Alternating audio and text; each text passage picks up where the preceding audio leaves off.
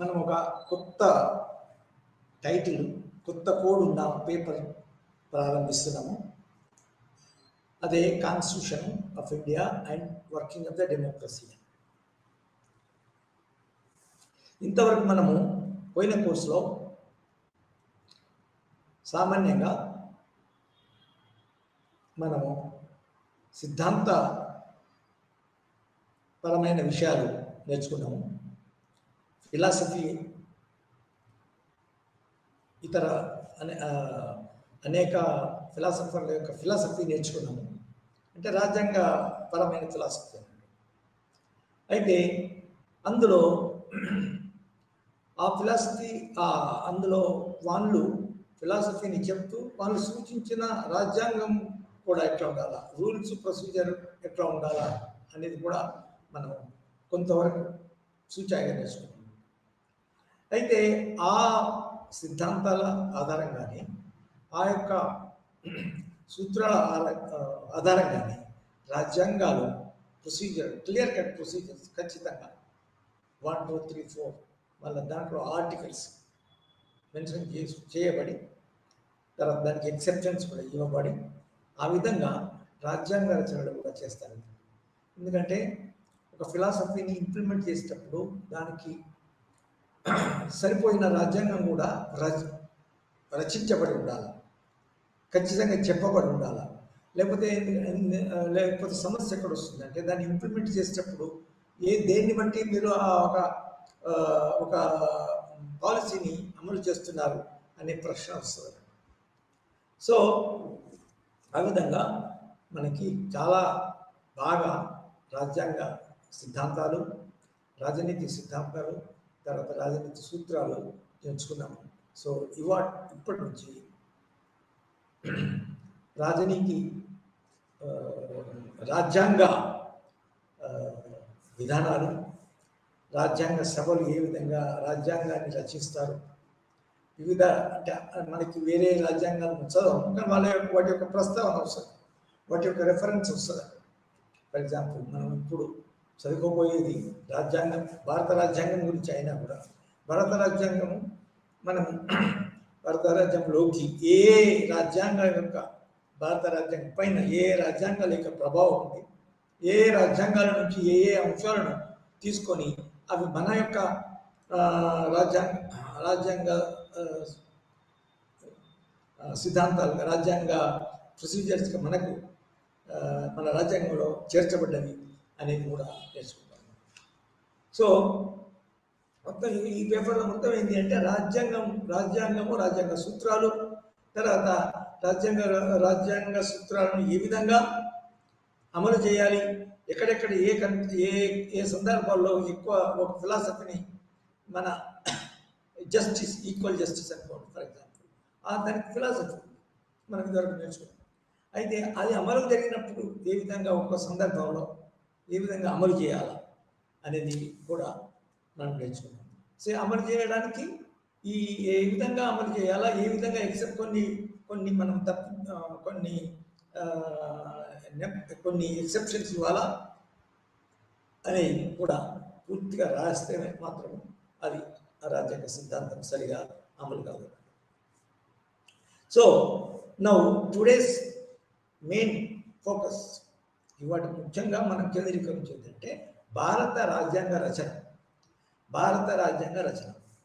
అయితే ముఖ్యంగా మనం తెలుసుకోవాల్సింది ఏంటంటే, అంటే ఇందులో ఈ కోర్సులో నేను అనుకుంటున్నాను, ఇదివరకు సివిక్స్లో, మన ఇంటర్మీడియట్లో మన సివిక్స్ కానీ రాజ్యాంగాన్ని గురించి ఏమాత్రము చదువుకోలేదు అని భావిస్తున్నాను.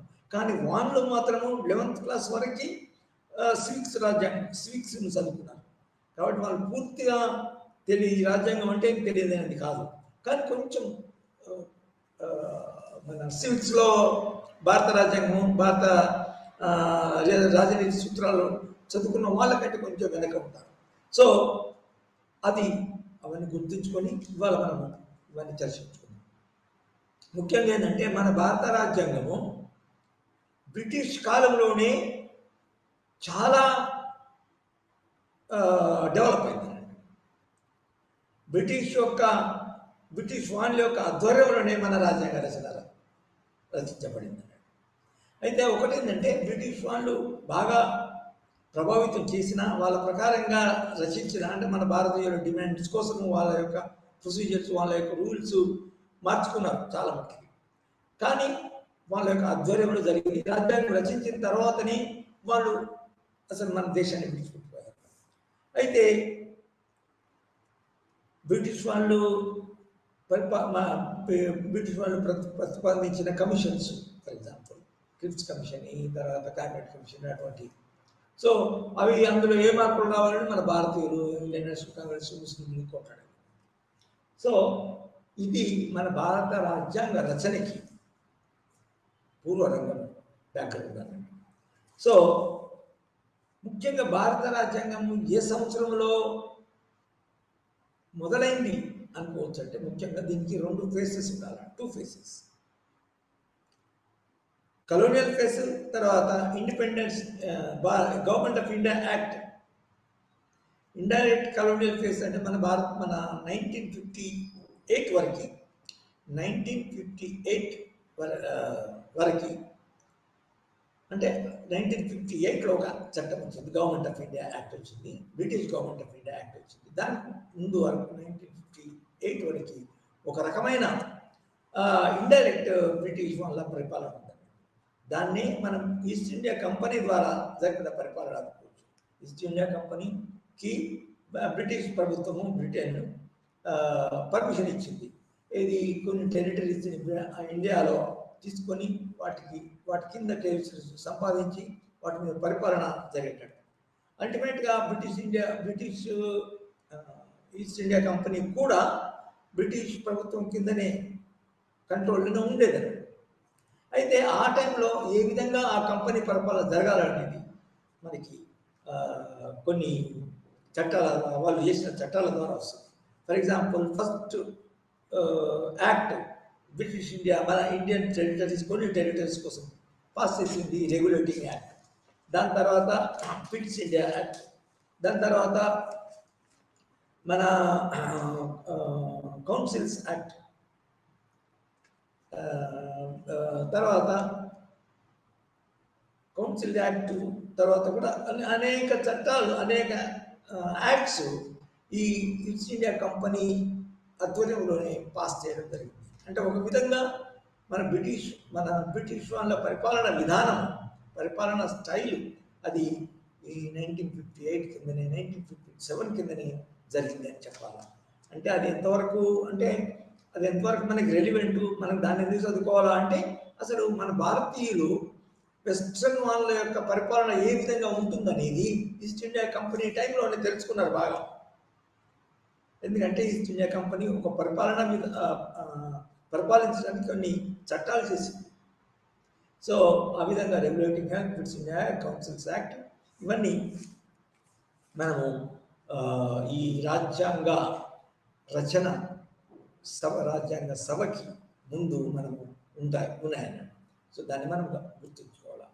అయితే మరి అది ఈస్ట్ ఇండియా కంపెనీ వచ్చింది, తర్వాత కొన్ని చట్టాలు చేసింది కదా, ఆ చట్టాల ప్రకారంగా పరిపాలించాలి కదా. మరి ఎందుకు కొత్తగా 1947లో 1858లో కొత్త గవర్నమెంట్ ఆఫ్ ఇండియా యాక్ట్ వచ్చింది అని మనం ప్రశ్న చేసుకుంటే, మీకు తెలుసు 1857లో సిపాయి మ్యూటినీ అనేది జరిగిందన్నట్టు. ఆ సిపాయి మ్యూటినీ యొక్క ముఖ్య ఉద్దేశము, ఆ లీడర్స్ ఝాన్సీ తర్వాత ఇతరులు వాళ్ళ యొక్క ముఖ్య ఉద్దేశం అంటే బ్రిటిష్ వాళ్ళని బయటికి పాల్గొనాలి. అది నిజానికి సిపాయి మ్యూటినీ, సిపాయి యొక్క మన సాయుధ తిరుగుబాటు దేశమంతా ఉంది బ్రిటిష్ వాళ్ళకి. కొన్ని మన సంస్థానాల్లో, స్వదేశీ సంస్థానాల్లో కూడా మ్యూటినీ జరిగింది. సో ఆ విధంగా మనం ఏమంటాం, సిపాయి మ్యూటినీ ఏమంటాం, మనము చరిత్ర చదువుకున్న వాళ్ళకి బాగా తెలుసు. అది మొదటి ప్రపంచ యుద్ధం, మొదటి స్వాతంత్ర యుద్ధం అనేది మొదటి స్వాతంత్ర పోరాటం అనేది దాన్ని తెలుస్తాం. ఎందుకంటే అది నిజానికి బ్రిటిష్ వాళ్ళకి వ్యతిరేకంగా చేయబడింది. అయితే అప్పుడు బ్రిటిష్ వాళ్ళు ఏమనుకున్నారంటే, లేదు ఈ విధంగా కంపెనీల ద్వారా పరిపాలిస్తే మనకు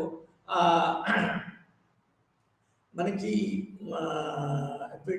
ఈస్ట్ ఇండియా కంపెనీని వాళ్ళు మన పూర్తిగా ఓడించవచ్చు. తర్వాత మన యొక్క పరిపాలన అనేది బ్రిటిష్లో పూర్తిగా ఇండియాలో పూర్తిగా ఇండియా చాలా మటుకు ఇండియాని పరిపాలించాలంటే వేరే విధంగా మన ఇండియాని వాళ్ళకి బ్రిటిష్ వాళ్ళ కింద ప్రావిన్సెస్ని పూర్తిగా British government direct government. So British వాళ్ళు 1958 వరకు బ్రిటిష్ మన 1858 వరకు ఏం చేశారంటే తమ యొక్క ఇండైరెక్ట్ పరిపాలనలో ఉన్న ఇండైరెక్ట్ కంట్రోల్లో ఉన్న ఇండియాని డైరెక్ట్గా బ్రిటిష్ క్రౌన్ కిందికి బ్రిటిష్ రాచరికానికి వ్యతిరేక కింద ఉండడానికి అనుకూలంగా 1858లో ఒక బ్రిటిష్ ఇండియా గవర్నమెంట్ యాక్ట్ అని పాస్ చేయడం జరిగింది. దీన్ని 1858 చాలా బాగా జ్ఞాపకించుకోవాలంటే, అంటే మొట్టమొదటి భారతదేశము బ్రిటిష్ కిందగా డైరెక్ట్గా పరిపాలింపబడము అనేది స్టార్ట్ అయింది. సో అంటే దాని అర్థము మన భారతదేశ ప్రావిన్సెస్ తర్వాత ఇండైరెక్ట్గా కంట్రోల్లో స్వదేశీ సంస్థానాలు ఈ చట్టం కింద వచ్చినాయి. అయితే ఈ చట్టం కింద ఏం జరిగింది, మళ్ళీ ఫస్ట్ ఆఫ్ ఆల్ ఏంటంటే బ్రిటిష్ గవర్నమెంట్ అనేది డైరెక్ట్గా ఈ యాక్ట్ ద్వారా పరిపాలించబడుతుంది. తర్వాత ఈ యాక్ట్ ఎవరు చేస్తారంటే బ్రిటిష్ పార్లమెంట్ చేస్తుంది. సో అయితే ఈ చట్టం ద్వారా ఏం జరిగింది అంటే ఇదివరకున్న పరిపాలనా విధానాలు పరిపాలనా సంస్థలు అన్నీ అబాలిష్ చేయబడింది, రద్దు చేయబడింది. ఈ కంపెనీనే రద్దు చేశారు. సో ఈ గవర్నమెంట్ యాక్ట్ కింద the whole powers of east India company were transferred to the new people like Governor General of India. అతన్ని ముఖ్యం ఇదివరకు ఈస్ట్ ఇండియా కంపెనీ టైంలో అతను గవర్నర్ జనరల్ అనేవాడు ఉంటుంది అన్నట్టు. తర్వాత గవర్నర్ జనరల్ను ఈస్ట్ ఇండియా కంపెనీ అబాలిష్ చేసిన తర్వాత 1858 యాక్ట్ చేసిన తర్వాత అతన్ని వైస్ రాయ్ అని కూడా పిలిచారు అన్నట్టు. సో ఫస్ట్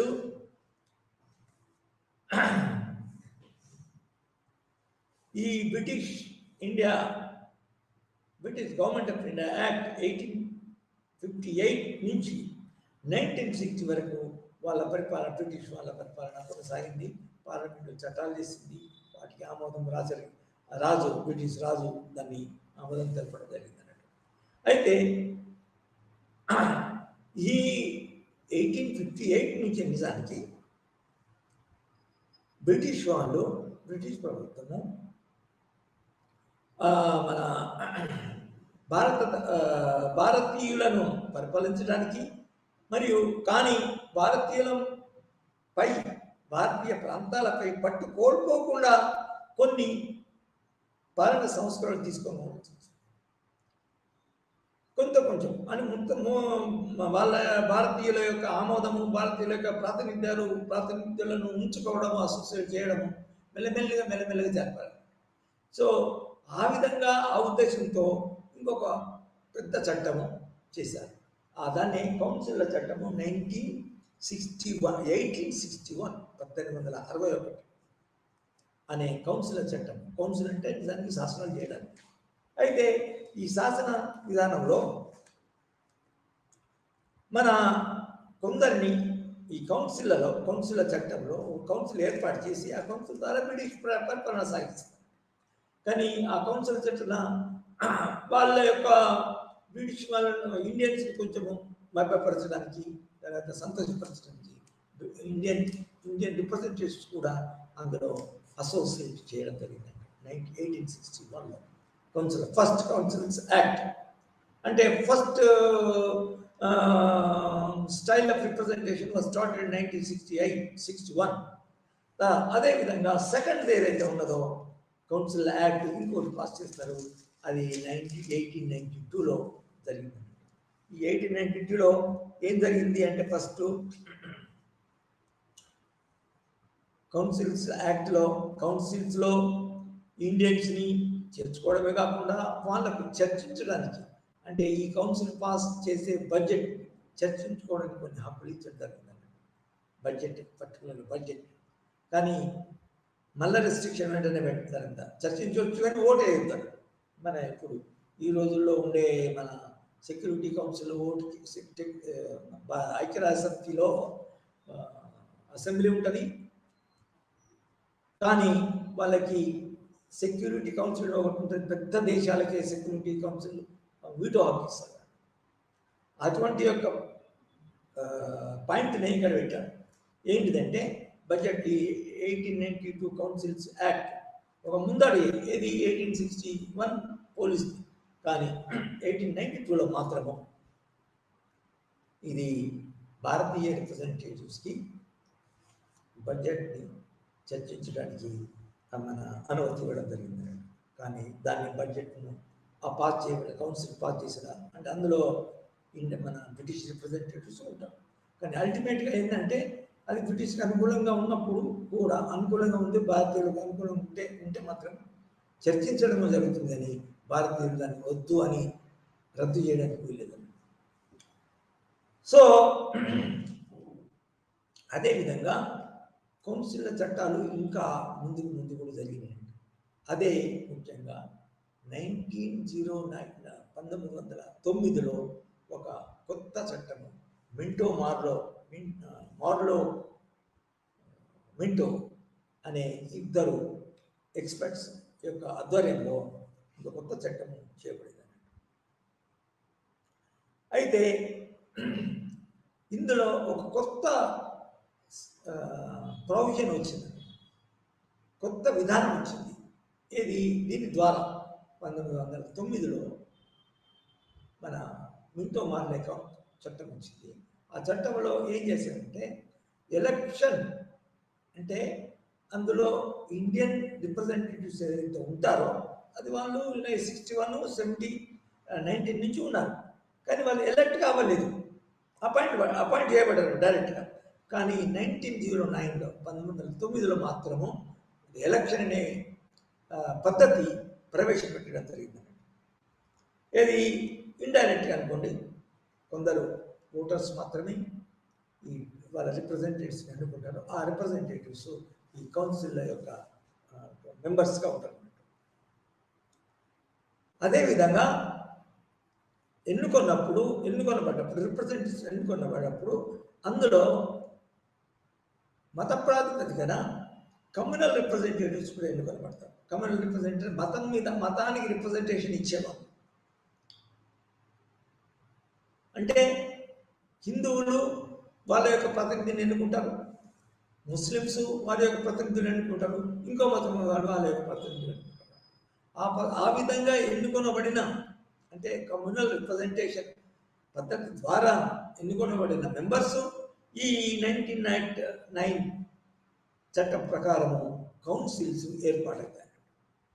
అంటే మనకి ఇక్కడ మనం చూసుకోవాల్సిందంటే బ్రిటిష్ కాలంలోనే మరి విభజించి పరిపాలన అని అంటామా, లేకపోతే ఇంకొక స్ట్రాటజీ యుక్తులు అంటామా, కానీ కమ్యూనల్ రిప్రజెంటేషన్ మాత్రము భారతీయులను విభజించి ఉంచాలా అనే బ్రిటిష్ యొక్క దురుద్దేశం అనుకోవాలి. సార్, దురుద్దేశంతో ఈ కౌన్సిల్స్ ఏర్పాటు జరిగినాయి. ఎందుకంటే రేపు మళ్ళీ ఈ కౌన్సిల్స్ ఇండిపెండెంట్ అసెట్ చేసి అందరితో ఐక్యతతో అందరూ ఒక దిక్కు వచ్చి బ్రిటిష్ వాళ్ళకు వ్యతిరేకంగా మెదలడం అనే భయంతో వాళ్ళు కమ్యూనల్ రిప్రజెంటేషన్ అనేది ఇంట్రొడ్యూస్ చేశారు.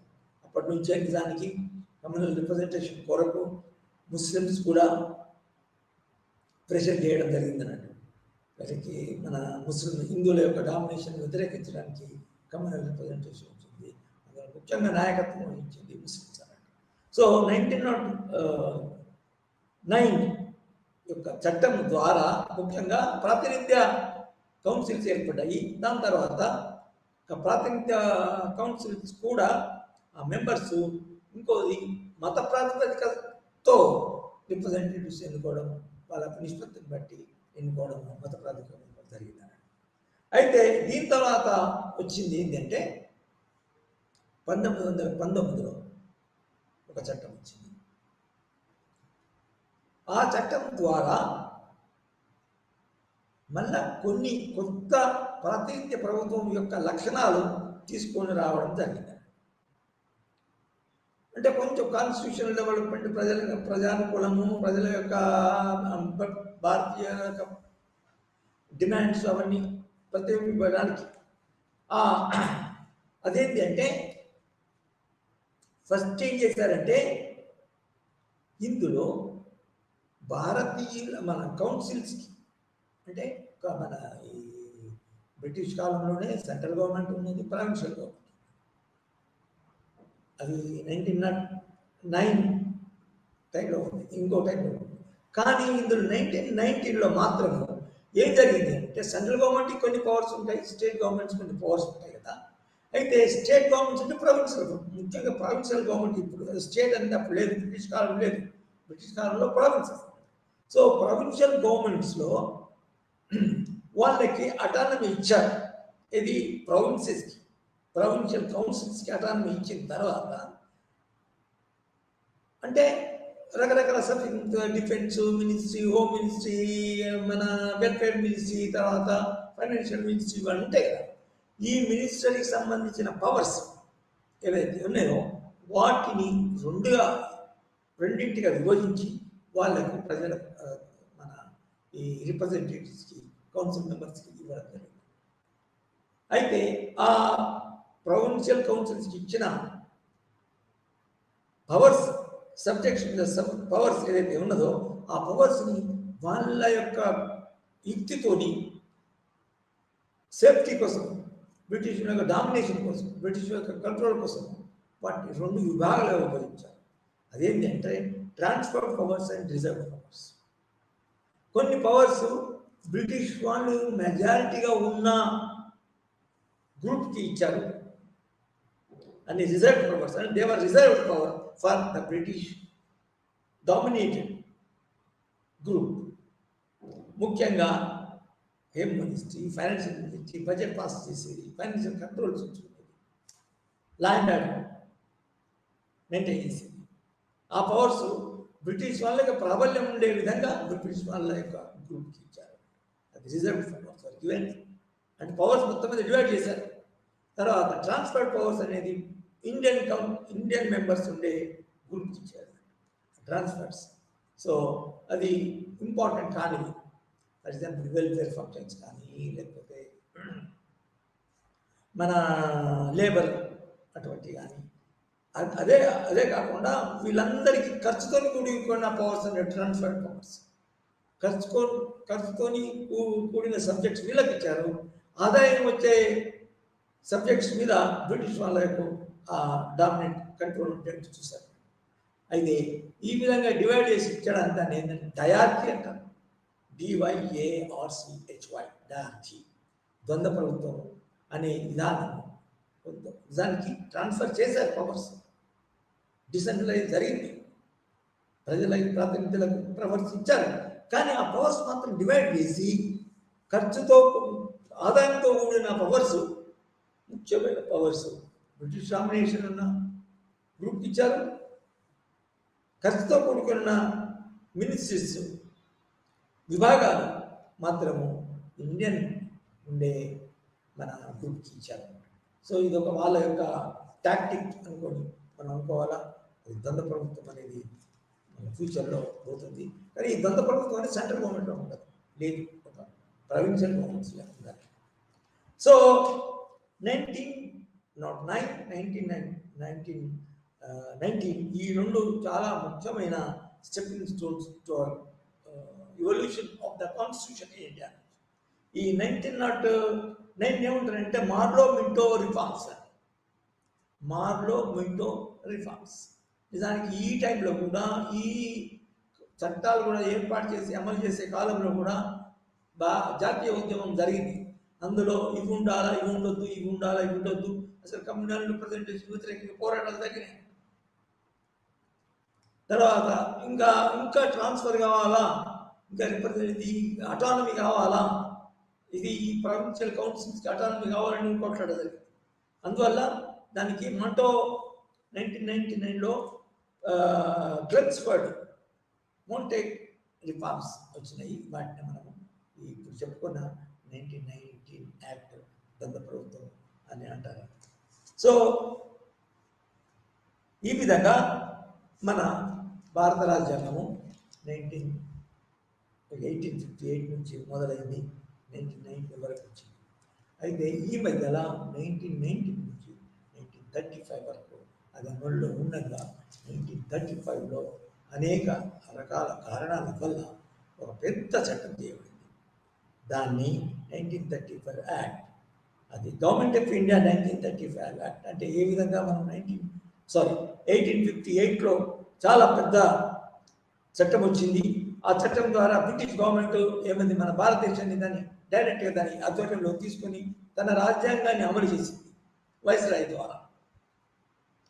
అదేవిధంగా ఒక పెద్ద మార్పు రాజ్యాంగ పరిణామంలో, ఇవల్యూషన్ ఆఫ్ ది ఇండియన్ కాన్స్టిట్యూషన్లో చాలా పెద్ద పరిణామం వచ్చింది.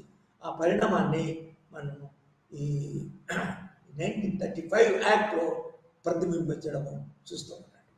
సో ఈ ముఖ్యమైన 1935 యాక్ట్లో నిజానికి ఎలక్ట్రల్ సిస్టమ్ కూడా కొత్తగా రూపొందించారు.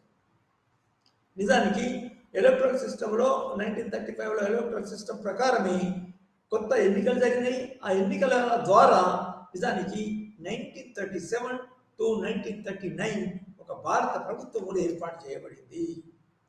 ముఖ్యంగా ప్రొవిన్షియల్ గవర్నమెంట్స్లో నిజానికి పరిపాలన ఇండియన్ పరిపాలన అనొచ్చు. నిజానికి బ్రిటిష్ వాళ్ళ కనుసన్నల్లో, బ్రిటిష్ వాళ్ళ ఆధ్వర్యంలో ఉన్నా కూడా దాన్ని ఇండియన్ పరిపాలన అనొచ్చు. ఎందుకంటే 1935లో చాలా ముఖ్యమైన అంశాలు చేర్చబడినాయి అన్నట్టు. ఆ ముఖ్యమైన అంశాలు ఏంటంటే 1935లో ఫస్ట్ టైము ఒక భారత రాజ్యాంగము ఏది ఫ్యూచర్ కాన్స్టిట్యూషన్కి మొత్తం ప్రాతిపదికగా కానబోతుందో భారత రాజ్యాంగము ఒక ఫెడరల్ రాజ్యాంగం కలిగి ఉండాలా.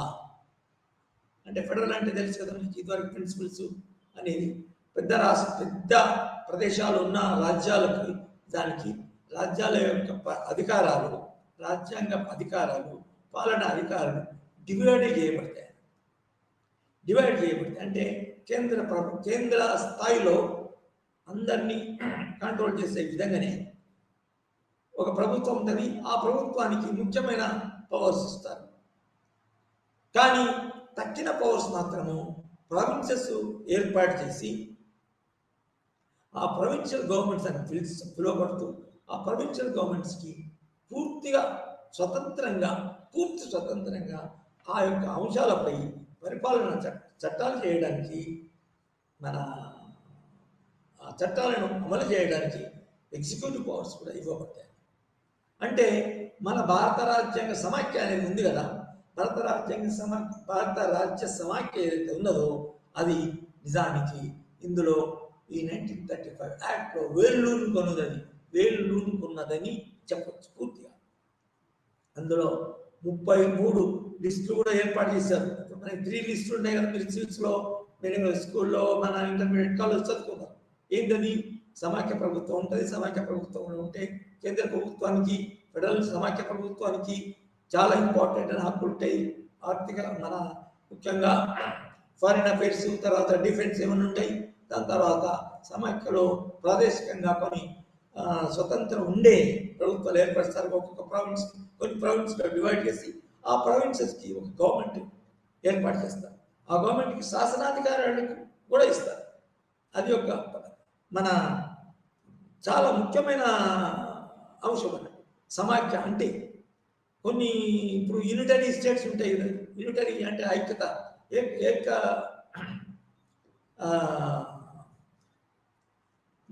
రాజ్యాంగాలు ఉంటాయి, రాజ్యాలు ఉంటాయి.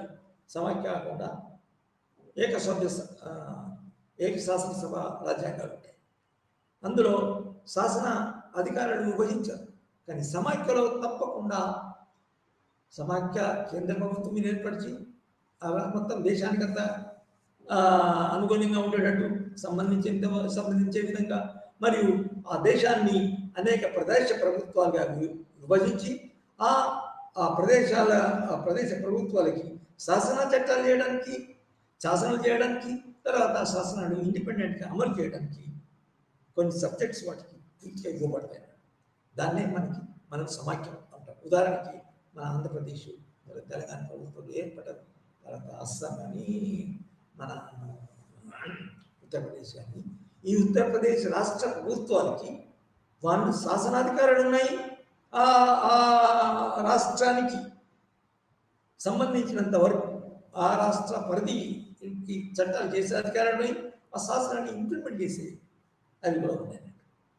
సో ఆ విధంగా సమాఖ్య ప్రభుత్వం అనేది ఈ 1935 యాక్ట్ ప్రకారం మనకి ఒక రాజ్యాంగ అంటే 1959లో అదిగా మనం ఇంప్లిమెంట్ చేయడం స్టేజ్కి వచ్చిన ముందు ఇది దానికి ఒక ముఖ్యమైన మన స్టెప్ అనొచ్చు, ముఖ్యమైన అడుగు, ముఖ్యమైన స్టేజ్ అని చెప్పాలి.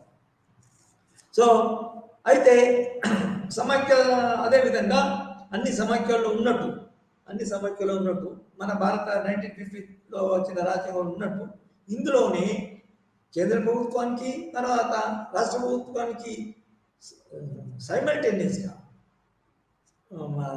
కలిసి చట్టాలు చేసేసి తర్వాత పరిపాలించడానికి కొన్ని కంకరెంట్ లిస్ట్ అని కూడా ఉభయ అధికారుల లిస్ట్ అంటారు దాన్ని. కంకరెంట్ లిస్ట్ అంటే 3 లిస్టులు ఉంటాయి. కేంద్ర ప్రభుత్వం లిస్టు, రాష్ట్ర ప్రభుత్వాల లిస్టు, తర్వాత ఇద్దరు కూడా తమకు అనుకూలంగా మన పరిపాలన బాగా అయ్యేటట్టు ఆ లిస్టులో ఉన్న అంశాలపై చట్టాలు చేయడానికి అధికారం ఉంటాయి. So central list, federal list అనవచ్చు, తర్వాత కంకరెంట్ లిస్టు, తర్వాత స్టేట్ లిస్టు. అయితే ఒకటేంటంటే ఈ లిస్టులో మన స్టేట్ యొక్క చేసిన చట్టం మీద ఇంకా కేంద్ర ప్రభుత్వానికి అనుకూలం ఉంటే దాన్ని రద్దు చేయబడుతుంది. అంటే ఉండకూడదు, ఇండిపెండెంట్ ఉండొచ్చు కానీ కేంద్ర ప్రభుత్వానికి వ్యతిరేకంగా ఉండకూడదు. సో ఆ విధంగా ఈ British government of India act 1935 వచ్చిన తర్వాత ఈ కొత్త రాజ్యాంగం అమల్లోకి వచ్చింది. అన్నింటికంటే ముఖ్యమైనది ఏంటంటే ఇందులో రిప్రజెంటేషన్, ఎలక్ట్రల్ సిస్టమ్ కొత్తగా ఒక అడ్వాన్స్గా అడల్ట్ ఫ్రాంచైజ్ కాదనుకుందాం, అంటే యూనివర్సల్ అడల్ట్ ఫ్రాంచైజ్ ఉంటుంది. ఒక దేశంలో ఉన్న ప్రజలందరికీ, ఒక ఈడు చేరిన ప్రజలందరికీ, మధ్య వయస్కులు, యువకులు, మధ్య వయస్కులు, ముసలి వాళ్ళు అందరిగా అన్ని ఓటింగ్ చేస్తారండి. కానీ అది యూనివర్సల్ అడల్ట్ ఫ్రాంచైజ్ కాకుండా కొందరికే ఓటేసే అధికారం ఉండే విధంగా ఈ చట్టంలో చేర్చడం జరిగింది 1935. సో ఫెడరేషను, తర్వాత మన కంకరెంట్ లిస్టు, స్టేట్ లిస్టు, తర్వాత ఎలక్ట్రల్ ప్రిన్సిపల్ కూడా ఇందులో చేర్చబడింది.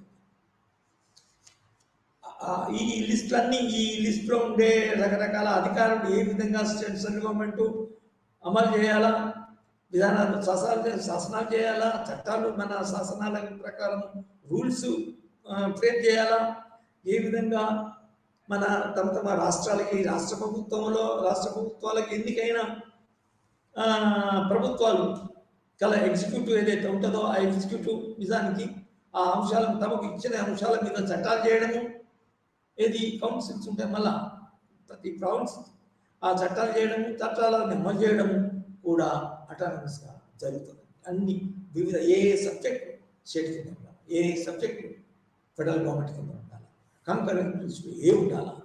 ఉదాహరణకి ఫైనాన్షియల్ మ్యాటర్స్లో ఎవరికి కేంద్ర ప్రభుత్వానికి ఎంత అధికారం, రాష్ట్ర ప్రభుత్వానికి ఎంత అధికారం ఉండాలి.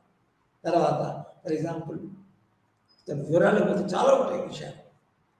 ఇన్కమ్ ట్యాక్స్ ఎవరు వసూలు చేయాలా, తర్వాత ఫైనాన్షియల్ మ్యాటర్స్ ఎవరు చేయాలా, తర్వాత ఫారిన్ మ్యాటర్స్లో పూర్తిగా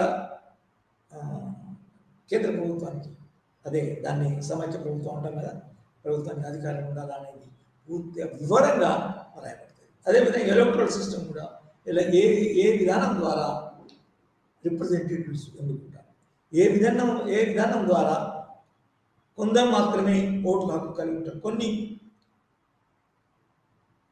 ఫర్ ఎగ్జాంపుల్ ముఖ్యంగా ఆర్థికంగా ఉన్నత వర్గానికి ప్రాతినిధ్యము ఓటు హక్కు కల్పించడం జరిగింది. అదొక లోపం అనుకోవాలి, కానీ వాళ్ళు ఫస్ట్ ఎన్నిక విధానమే మన ప్రవేశపెట్టారు కాబట్టి కొందరికి పరిమితంగా ప్రవేశపెట్టే తప్పే ఉందిలే పర్వాలేదులే అనే విధంగా కొందరు భావించారు. కానీ అది ఆ ఎన్నిక మాత్రం జరగాల్సి ఉంటుంది. అది ఎన్నిక ద్వారా డైరెక్ట్ వారి ద్వారా ఎలక్షన్ జరుగుతుంది. జరిగిన తర్వాత మన శాసనసభలు, కేంద్ర శాసనసభలు, రాష్ట్ర శాసన ప్రాంతీయ లెవెల్లో రాష్ట్ర శాసనం ఏర్పాటు జరుగుతుంది. అయితే ఏర్పడిన తర్వాత ఒక్కొక్క రాష్ట్రం తమ ప్రాంతానికి శాసనాలు చేసి చట్టాలు చేసి అదేవిధంగా ఆ చట్టాల మన శాసనసభలతోని ఎన్నుకొనబడే మినిస్ట్రీస్ ఏర్పాటు చేసి అంటే మెజారిటీ యొక్క మెజారిటీ పార్టీ యొక్క నాయకుడు మినిస్టర్స్గా ఎన్నికనబడతాడు. ఎందుకంటే it is just equal to the way it is going on now in the country. 1950 ఏ విధంగా రాష్ట్ర ప్రభుత్వాలు ఎన్నుకొనబడతాయి, మినిస్ట్రీస్ ఏర్పడతాయి, మినిస్టర్లు మళ్ళీ ప్రామిస్ చేస్తారు, మన రాజ్యాంగ ప్రామిస్ చేస్తారు. ఆ విధంగానే 1955 యాక్ట్ ప్రకారం నిజంగా మినిస్ట్రీస్ ఏర్పడ్డాయి. ఎన్ని ప్రావిన్సెస్ ఉన్నాయి అన్ని ప్రావిన్సెస్లో మినిస్ట్రీస్ ఏర్పడ్డాయి.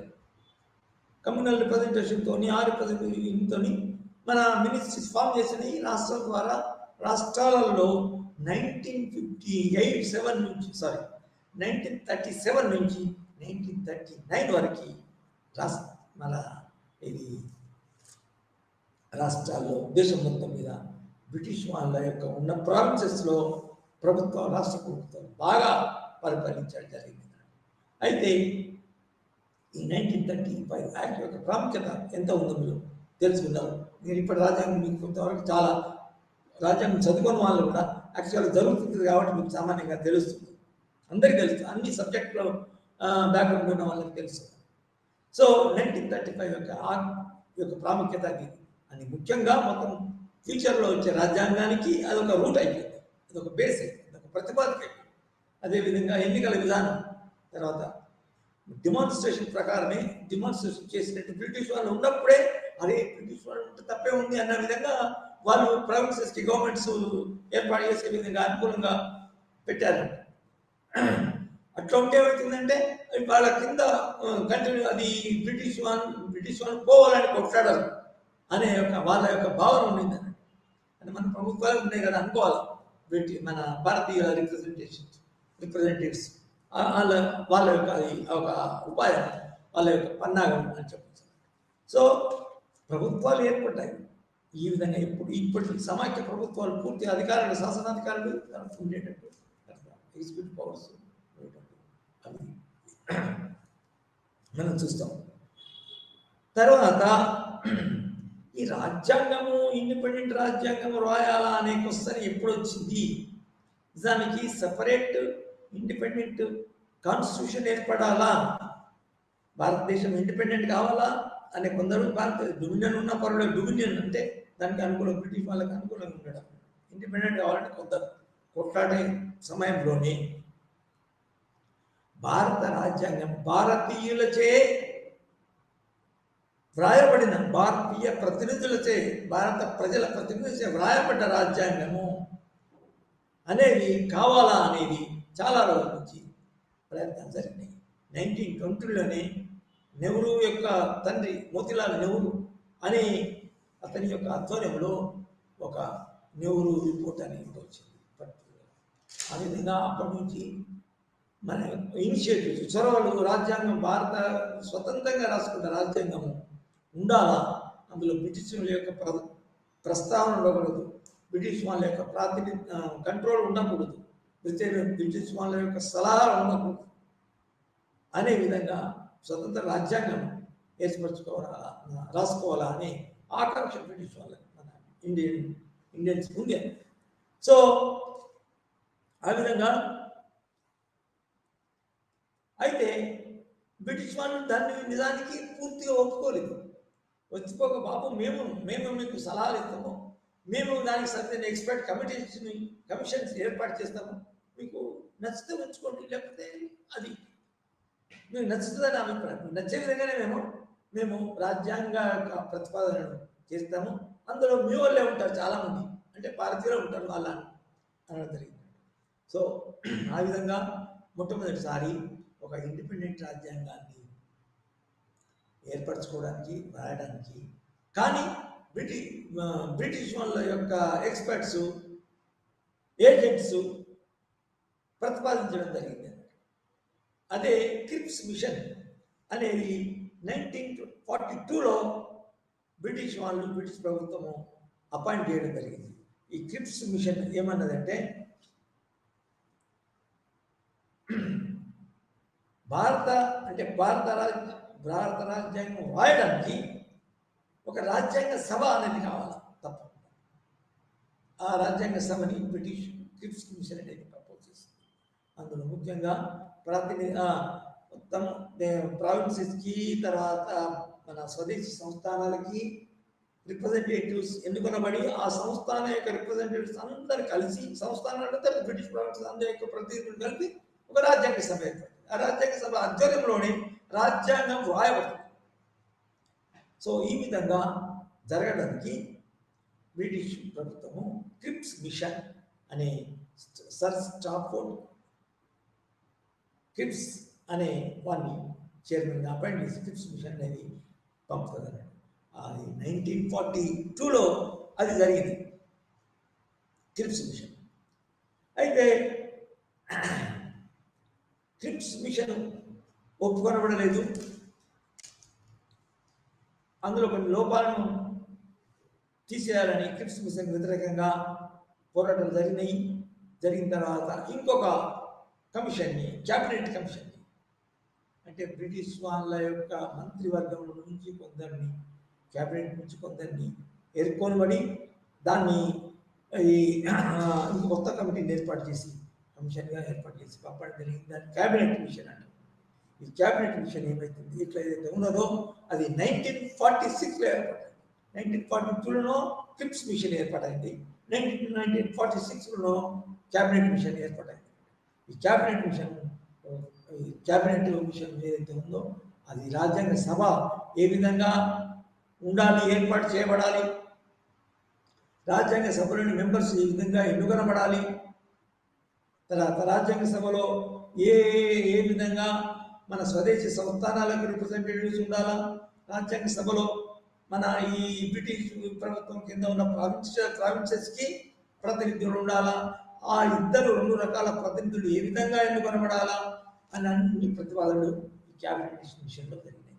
అంటే మనం ఇక్కడ కొంచెం చూడవలసింది, మన కామెంటరీ ఏమి ఇవ్వాలంటే, రియాక్షన్ ఇవ్వాలంటే, ఈ క్యాబినెట్ మిషన్ అంటే బ్రిటిష్ వాళ్ళు అపాయింట్ చేసిన క్యాబినెట్ మిషనే కదా. కాన్స్టిట్యూయెంట్ అసెంబ్లీ ఏ విధంగా, రాజ్యాంగ సభ ఏ విధంగా ఏర్పాటు జరిగింది అంటే బ్రిటిష్ వాళ్ళ యొక్క కన్సర్న్లోని రాజ్యాంగము మనకి రచించబడింది అని అనుకోవాలి చాలా మట్టికి, 60-70%. ఇంకా రాజ్యాంగం ఎందుకంటే ఆ 40%, 45% ఇండియన్ కంటెంట్ ఎట్లా ఉంటుందంటే, ప్రతినిధులు మాత్రం బ్రిటిష్ వాళ్ళు కాదు, బ్రిటిష్ వాళ్ళతో అపాయింట్ చేయబడేది.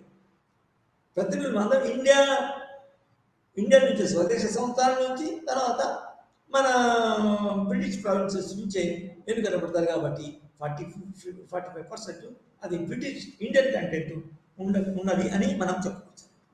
సో ఆ విధంగా రాజ్యాంగ సభ ఎట్లా ఏర్పాటు చేయాలనేది క్యాబినెట్ మిషన్ ద్వారా మన ప్రపోజ్ చేయడం జరిగింది. ఆ క్యాబినెట్ మిషన్ ప్రకారమే రాజ్యాంగ సభ అనేది ఏర్పాటైంది. ఆ రాజ్యాంగ సభ అంటే ఏంది? రాజ్యాంగం రచించే సభ. రాజ్యాంగము కొన్ని రాజ్యాంగ సభ మెంబర్స్ ఉంటారు కదా, ఆ మెంబర్స్ నుంచే కొందరిని తీసుకొని, అందులో అంబేద్కర్ అంటే వాడు, నెహ్రూ అంటే వాడు, తర్వాత ఇంకా మీచి అటువంటి వాళ్ళు ఎక్స్పర్ట్స్ ఉంటారు. ఆ ఎక్స్పర్ట్స్ కమిటీస్ ఫామ్ చేస్తుంది. కమిటీస్ ఫామ్ చేసి అన్ని విషయాలు, రాజ్యాంగానికి సంబంధించిన, మన దేశానికి సంబంధించిన అనేక అవసరాలు ఉంటాయి కదా, ఎటువంటి పరిపాలన జరగాల, ఏ విధంగా ఏ విధంగా అంశానికి, ఇంపార్టెంట్ అంశాలకి మినిస్ట్రీసే ఉండాలి, ఒక్కొక్క మినిస్ట్రీకి, ఒక్కొక్క అంశానికి ఒక మినిస్ట్రీ ఉండాలనేది నిర్దేశిస్తారు.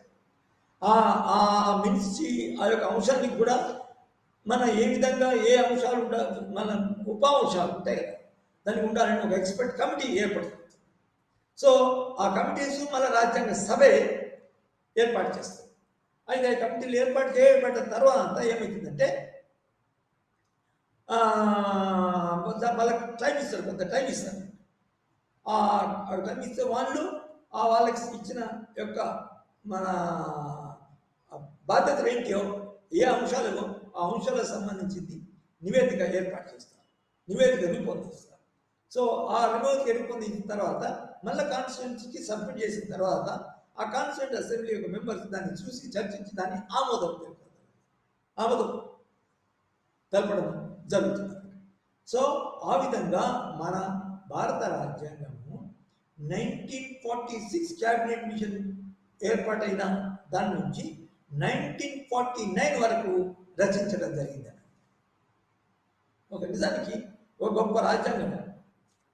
మన మన ప్రపంచంలో బాగా బాధపడిన రాజ్యాంగాలు నిజానికి ఇండియన్ కాన్స్టిట్యూషన్, తర్వాత మన అమెరికన్ కాన్స్టిట్యూషన్, వేరే రాజ్యాంగాలు ఉన్నాయి కానీ ఈ విధంగా రాయబడేది. అయితే అట్లా వ్రాసినప్పుడు ఏం చేసి ఎందుకు అంత టైం తీసుకున్నారు అంటే ఆ కమిటీలు భారత రాజ్యాంగంలో ఉండే అనేక చాప్టర్స్, భాగాలు, ఒక్కొక్క భాగం, ఫర్ ఎగ్జాంపుల్ ఈరోజు మనకి అందరు చదువుకుంటున్నారు ఫండమెంటల్ రైట్స్ ఉంటాయి. ఆ ఫండమెంటల్ రైట్స్కి చాప్టర్ 3 అనేది ఏర్పాటు చేయడం, ఫండమెంటల్ రైట్స్కి ఒక కమిటీ ఏర్పాటు చేస్తారు. అదేవిధంగా ఆదర్శ సూత్రాలు ఎక్కడి నుంచి తీసుకునబడ్డాయి, వాళ్ళు చదివి దానికి సంబంధించిన కమిటీ అదే ఆదర్శ సూత్రాలు ఉంటే ప్రజలకి అనుకూలమైన, సామాన్య జనులకి, పేదలకి, వెనుకబడిన వర్గాలకి, ఎస్సీలకి, ఎస్టీలకి ఏ విధంగా పరిపాలన అంశాలు ఉండాలా, ఏ విధంగా మన పరిపాలన విధానాలు ఉండాలని నిర్దేశించడం ఆ కమిటీ చేసింది. ఈ విధంగా అనేక అంశాల మీద అనేక కమిటీలు ఈ రాజ్యాంగ సభ ఏర్పాటు చేయడం జరిగింది. సో ఒక డేట్ ఇస్తాను, ముఖ్యంగా 9th డిసెంబర్ 1946లో ముఖ్యమైన మొట్టమొదటి రాజ్యాంగ సభ యొక్క సెషన్ మీటింగ్ జరుగుతుంది. 9th డిసెంబర్ 1946 అంటే మన రాజ్యాంగ రచన 1946 డిసెంబర్ 9లో ప్రారంభమైంది. తర్వాత అప్పటి నుంచి రాజ్యాంగ రచన జరిగింది.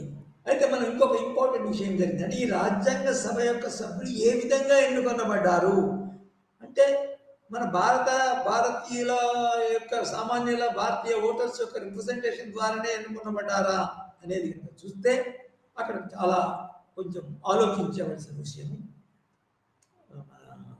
క్రిటికల్గా విమర్శనాత్మకంగా ఆలోచించవలసిన విషయం ఏంటంటే మన భారత రాజ్యాంగ సభ్యులు యూనివర్సల్ అడల్ట్ ఫ్రాంచైజ్ ద్వారా ఎన్నుకొనబడలేదు.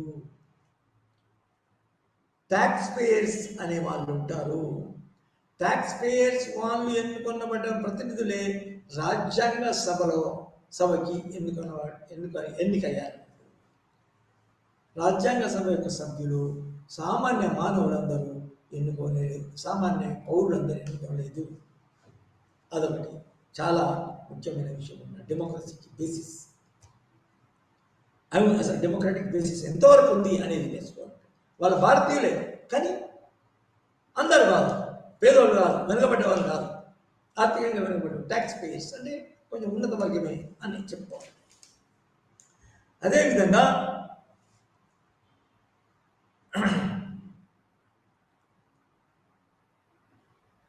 భారత రాజ్యాంగ సభ యొక్క సభ్యులు నిజానికి భారత రాజ్యాంగ సభలో కమ్యూనల్ రిప్రజెంటేషన్ ద్వారా అనే ప్రిన్సిపల్ ద్వారా ఎన్నుకొనబడే సభ్యులు ఉన్నారు. అంటే కమ్యూనల్ రిప్రజెంటేషన్ మత ప్రాతిపదికన ఎన్నుకోబడిన సభ్యులు మా భారత రాజ్యాంగంలో ఉన్నారు. అంటే వాళ్ళ బ్రిటిష్ వాళ్ళ యొక్క పన్నాగం అది ఎంతవరకు అంటే లేకపోతే అట్లా కమ్యూనల్ రిప్రజెంటేషన్ అనేది కమ్యూనల్ రిప్రజెంటేషన్ కొరకు, కమ్యూనల్ ప్రాతిపదిక కొరకు దానికి ముస్లిం లీగు, తర్వాత ఇతర మత మైనారిటీ అల్పసంఖ్యాక వర్గాలు కూడా కొట్లాడినాయి అనుకోదు. అది ఒక డెమోక్రాటిక్ ప్రిన్సిపల్ కూడా అనుకోవాలి. అది మన మెజారిటీ మతజ్ఞులకి, మెజారిటీ మత వర్గానికి సంబంధించిన వాళ్ళకి నచ్చకపోవచ్చు, కానీ అది ఒక విధంగా డెమోక్రసీ అని కూడా అనొచ్చు. సో కముల. ఒకటి ఏంటంటే రాజ్యాంగ సభ ఏర్పాటులో అందులో సభ్యులు, రాజ్యాంగ సభ్యులు ఎన్నుకొనబడ్డారు. కానీ అంత అందరూ అంటే దేశంలో ఉన్న అందరు పౌరులు, ప్రావిన్సెస్లో ఉన్న అందరు పౌరులు, విదేశ సంస్థలో ఉన్న అందరు పౌరులు రాజ్యాంగ సభ యొక్క సభ్యుల యొక్క ఎన్నికలో పాల్గొనేది. అదొకటి మనం తీసుకోవాలి. ఇంకోటి రిప్రజెంటేషన్, కమ్యూనల్ రిప్రజెంటేషన్. మూడవది చాలా ఇంపార్టెంట్. ఇప్పుడు తర్వాత కూడా మన కాశ్మీర్ కావచ్చు, హైదరాబాద్ కావచ్చు, హైదరాబాద్ స్వదేశీ సంస్థానం కావచ్చు, కాశ్మీర్ కింద ఉన్నది కావచ్చు, అనేక సమస్యలకు దారితీసిన ఇంకొక ఇంపార్టెంట్ ప్రొవిజన్ ఏముంది అంటే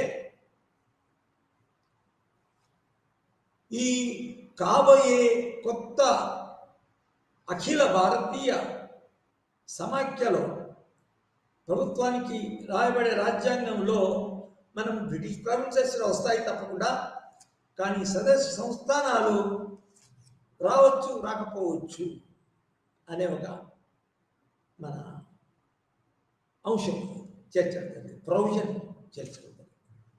అందువలని నైజాం రాజు తర్వాత మన ఈ బ్రిటిష్ వాళ్ళు ఏర్పాటు చేసిన ప్రొవిజన్ ప్రకారమే నేను ఇండియన్ సమాఖ్యలో కలవాలని చెప్పాడు.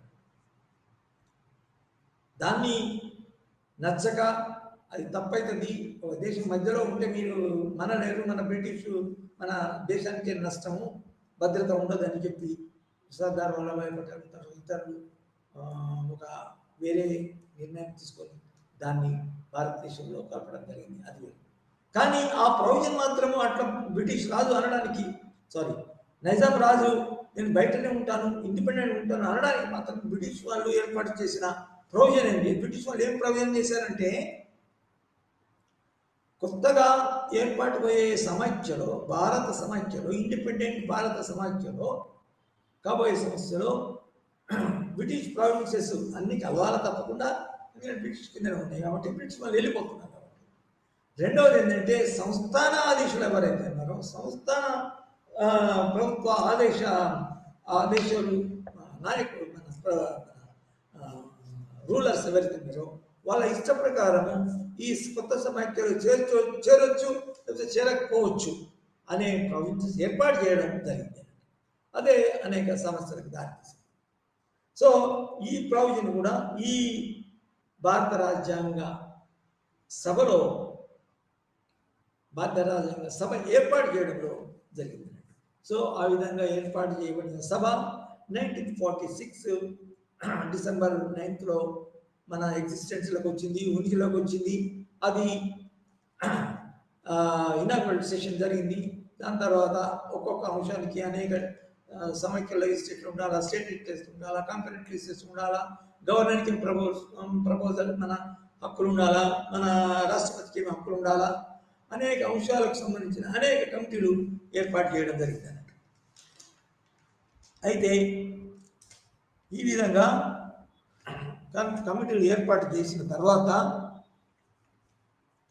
మన ఈ 1946 నుంచి 1949 వరకు అనేక కమిటీలు వారి యొక్క రిపోర్ట్స్ను సబ్మిట్ చేసిన తర్వాత మధ్య మధ్య చర్చలు కూడా జరుగుతాయి. ఎప్పుడు అవసరం పడితే అప్పుడు కాన్స్టిట్యూంట్ అసెంబ్లీ సభ సెషన్ ఏర్పాటు చేసి ఈ నివేదికలను చదివి ఏర్పాటు చేసి దాన్ని అప్రూవల్ చేయాలన్నట్టు.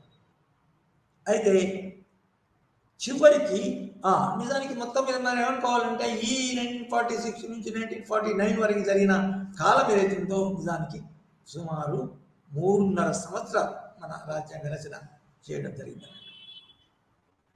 అయితే అవి 3.5 సంవత్సరాలు జరిగిన ఈ యొక్క మన రాజ్యాంగ పరిణామం, evolution of the Indian constitution ఏదైతే ఉందో నిజానికి మనము మన 1935 వరకు జరిగిన ఒక ఫేజ్, 1935 నుంచి రాజ్యాంగ సభ ఏర్పాటు చేయడము, ఎలక్టరల్ రిప్రజెంటేషను, తర్వాత మన ఎగ్జాంపుల్గా 1957 నుంచి 19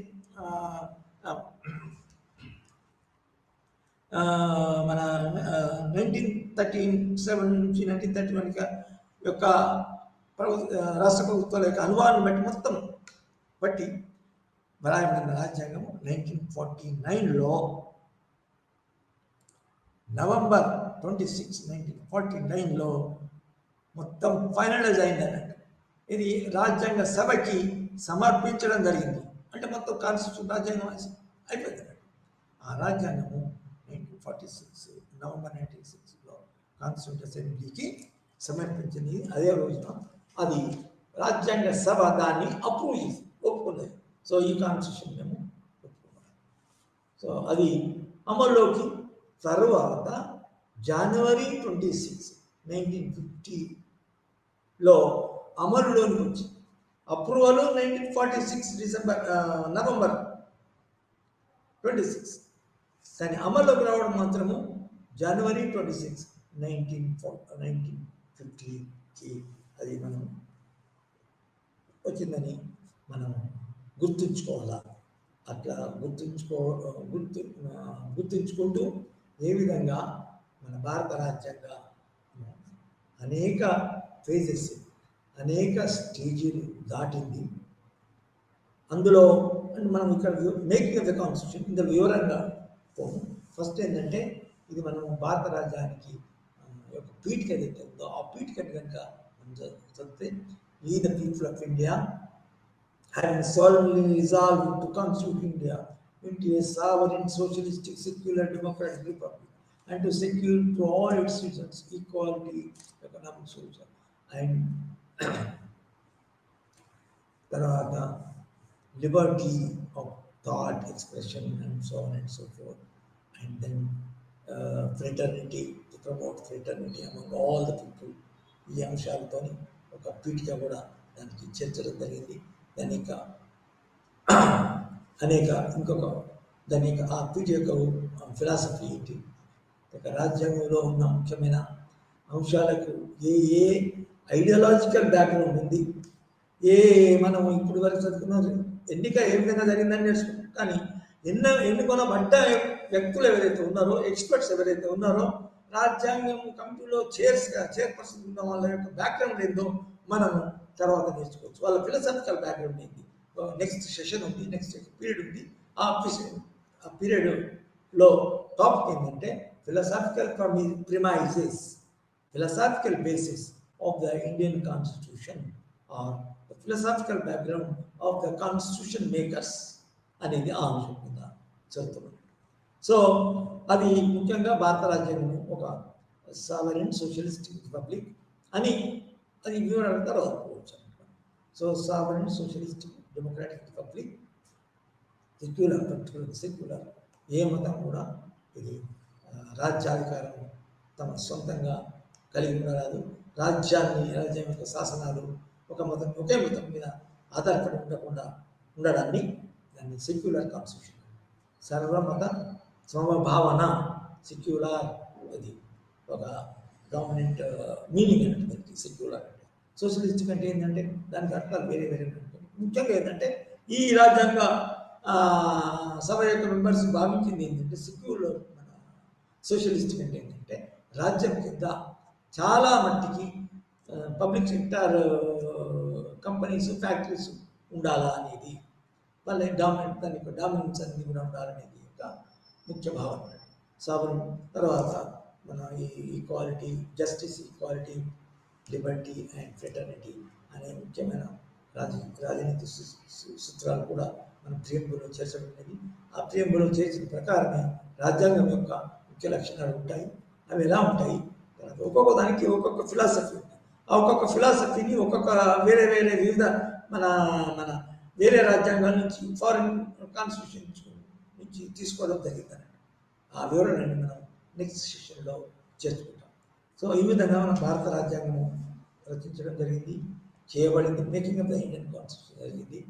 అది ఏ స్టేజెస్ ఇంకా అసలు ఒక సెషన్లో అవన్నీ కవర్ చేయడం చాలా కష్టం. కానీ మనం మొత్తం మీద ఏ విధంగా జరిగింది, ఏ విధంగా వ్రాయబడింది, భారతీయులచే ఆ విధంగా మొత్తం మీద భారతీయులచే రాజ్యాంగం ఏర్పడింది మాత్రం మనం గుర్తుంచుకోవాలా, మనం భావించుకోవాలా. మళ్ళీ అమెండ్మెంట్ ద్వారా దానికి ఏ విధంగా అనేక మార్పులు చేయడం జరిగింది. భారతీయ కనుగొంటాను. Thank you.